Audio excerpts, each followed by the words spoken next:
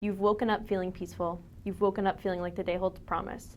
But some nights this feeling has felt unattainable, not a glimpse of hope in sight, just non-existent, like you would never have a sense of peace wash over you again. That's a fun combination of the anxiety and depression. In these moments, you mentally sit in the deepest back corner of your mind with your hands wrapped around your knees on the hard wooden floor in an empty room. The rest of your mind runs on autopilot as you emptily go through your day. Not many people notice. You've gotten skilled at masking that person rocking in the cobwebs of their own existence.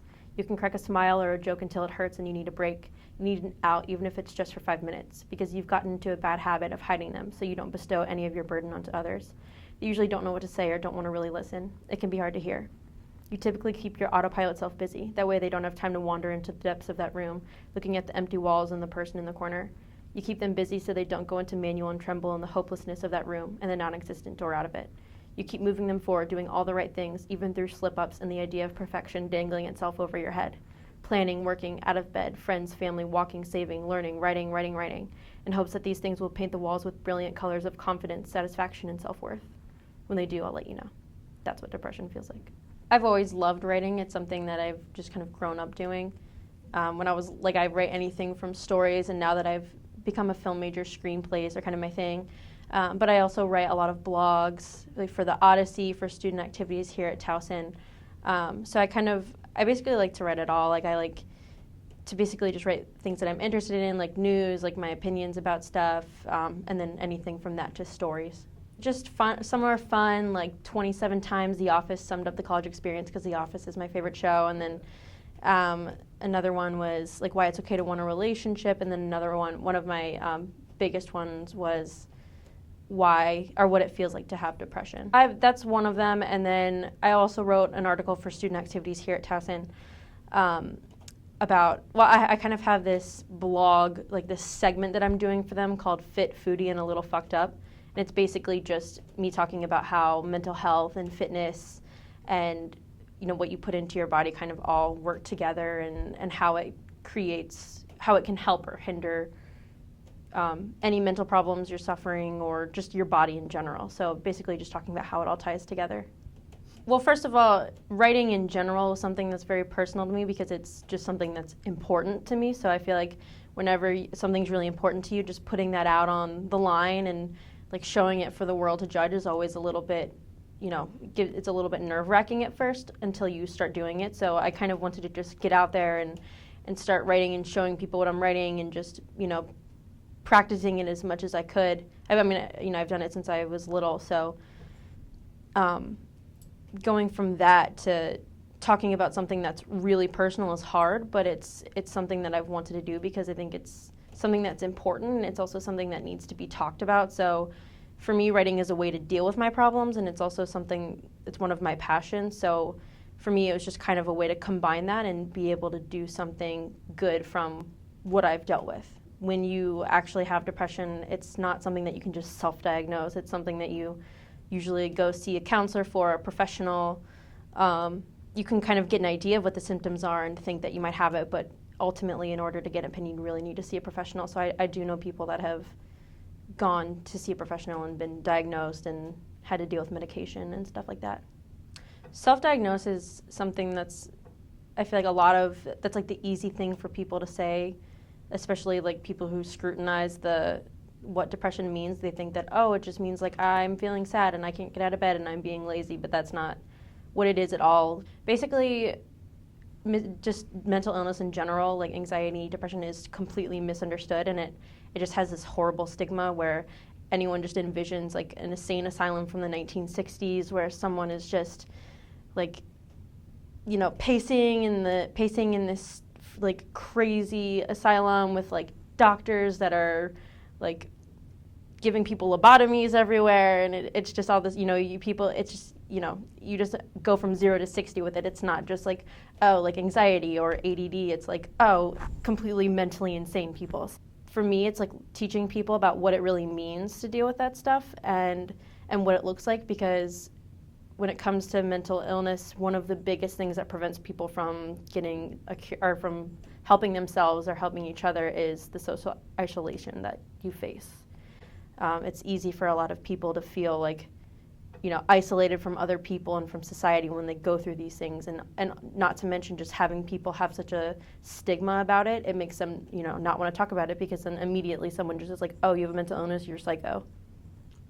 Not like there's not like one specific moment that like stands out that like has scarred me for life or something, but I guess just kind of being able to, being around it and kind of knowing what people's attitudes are, and especially like I feel like my parents' generation, there's very much like the mentality of, get over it, or you're just being weak or lazy, but I think it's because they didn't really have psychology as much of a prominent thing when they were growing up than what we have had. So to them, it's, they're just like voicing what their parents heard and what their parents told them. And now that psychology is a lot more of a well-known and talked about field, still not enough, but now that it's becoming more well-known and talked about, it's just trying to get rid of, trying to like show people what it really means. It's definitely something that I've grown up around. I've known a lot of people that have experienced it in and out of my family, and that I personally have experienced it, so I am pretty familiar with that. This girl who I worked with last year, she had a friend who committed suicide, and she was, horribly broken up about it, obviously, and that's something that you just live with every day. And it doesn't ever really go away completely when you lose a friend to something like that, but I think seeing how she dealt with that and like how, this kind of stuff can manifest itself in other people's lives, and how, just something like this kid knowing that he's not alone, or that there's help out there, that it does get better. If there had been someone there to tell him that, and to, or if people in general thought that more, instead of just like letting him, I'm sure like there's always like the symptoms, like people just kind of like recoil from society a little bit, recoil from your friends and stuff. So, if he had, seen something that helped him, or had someone who was like, able to talk about these things with him more, and like notice that there's these problems going on, then, maybe that could have helped him. And maybe there could have been, that one thing that he saw that changed his life, and that, like gave him hope and just directed him on a different path than the path that led him to what happened. Two things, I think, because the way the one article that I wrote, the way I started is I talk about like what it actually feels like to be depressed, and it's more just kind of like a first person like narrative kind of thing, where I'm just talking about, what that moment feels like when you're dealing with this, because it's hard to just be like, sometimes I feel like it's hard for people to emotionally connect to, all these facts, and like, oh, like you are recoiling from your friends, or oh, you just don't want to get out of bed. And it's like, not depression isn't the same for everyone too. So I think making that emotional connection, and then the second part of that article and what I want to do, ultimately with my writing, is just kind of educate people on what it looks like, and also so that, like someone who has no idea what it's like to deal with it can read that article and say, this is what that feels like. This might be what like my friend or my daughter or my cousin or my aunt or uncle is going through. And it kind of gives them an understanding of what it may feel like that they could never really understand. It's hard because, every day is different.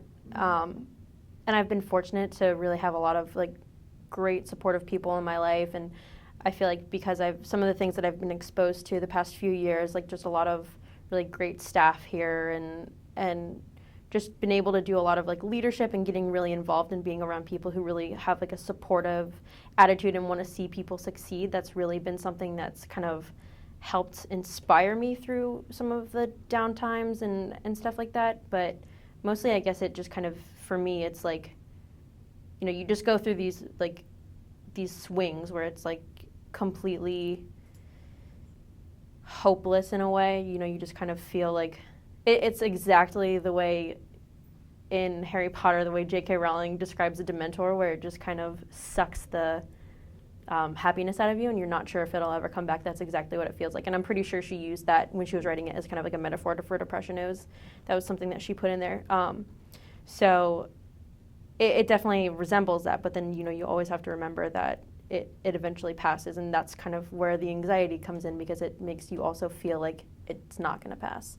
So it's just really like finding people and things that can pull you out of that, and reminding yourself that it does get better and that it'll go away. Mostly it's just hard because when I when I write, it's very, like I was saying before, like writing is personal for me because it's something that's so important to me, and it's like putting a piece of you out there and like letting it be judged by the world. So not only when I put my writing out there am I like, putting myself out there to be vulnerable about like what people think of like what I'm creating, which I think is something that like a lot of like writers and artists face. It's like that typical like tortured artist kind of thing. But not that I'm a tortured artist, but you know what I mean. And I think having that is already hard enough, but then also like exposing a piece of yourself that is so personal and definitely so vulnerable as like something where you've had depression or anxiety, which is basically like some of the lowest points that you can ever feel, and to basically put that out for people to see makes you so vulnerable. And I feel like when people have been hurt or when they've dealt with stuff, like, everyone just wants to build up your walls and you want to protect yourself. That's like your natural instinct.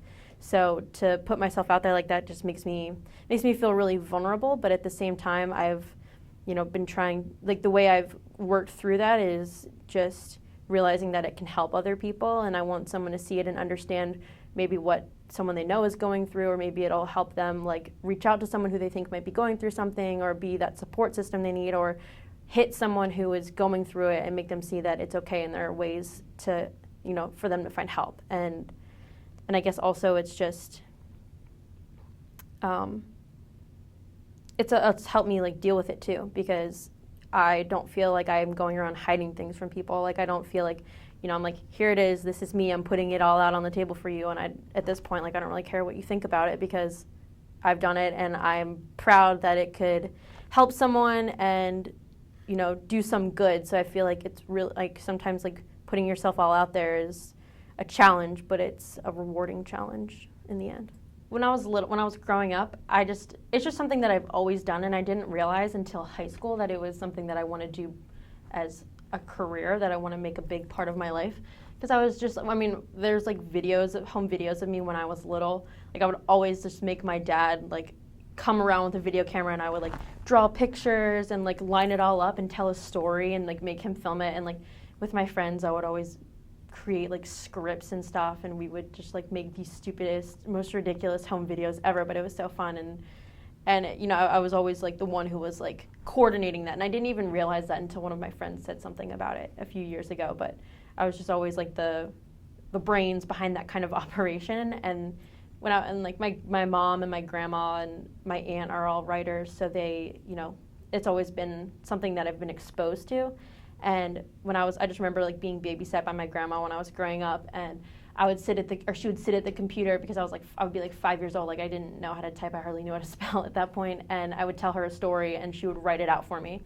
And I did that for years. And ever since, I've always just been writing ever since. So then another thing that kind of impacted my views on mental illness, or like something that stood out to me when it comes to that, is growing up, one of my best friends was diagnosed with depression.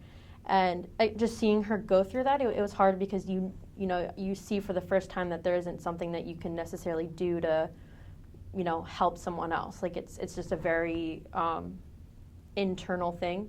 Like I could be there for her all I wanted, but sometimes she would still have those days where she just needed to be alone, or she just like wouldn't want to come outside and play, and just and it's like hard, because at first you think like, oh, like what's wrong? Like just cheer up, and then you realize they can't just do that. Like it's not something that you're just like, oh, cheer up, like snap out of it. It just doesn't happen like that. And it's so frustrating for them to hear stuff like that. And then I learned, because I knew, like I was like that at first too. I was like, I don't understand what's going on. Like, why are you being like this? Why can't you just like come outside and just try to deal? But it's so much more than that. And seeing her deal with that firsthand was just, kind of like the tip of the iceberg of my understanding of what dealing with this stuff is like. And then a few years later, I kind of started to deal with something similar myself. So then it really kind of hit me like what this stuff means.